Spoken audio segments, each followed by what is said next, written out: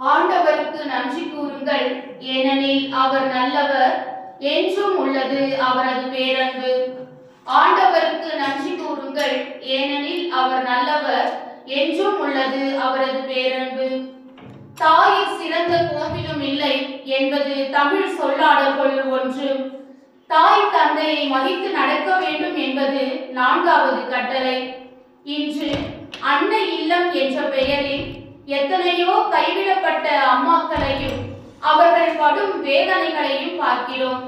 ஆனால் அன்னையின் அன்பு ஆண்டவரின் அன்புக்கு சமம் என்பதை எடுத்து சொல்லும் இன்றைய வழிபாடு நமது வாழ்க்கை பாடமாக அமையவும், சிறப்பாக இன்றைய தினம் நிலை வாழ்வு தரும் உயிருள்ள உணவாம் முதல் நற்கருணை அருட்சாதனத்தை பெற்றுக்கொள்ள தயாராய் வந்திருக்கும் செல்வன் டயனேஷ் அவர்களுக்கு இறை அருளும் தூய ஆவியின் அருட்கொடைகளும் அபரிவிதமாய் நிரம்பிட அருள் வேண்டி இணைவோம் இத்தெய்வீக பலியில்.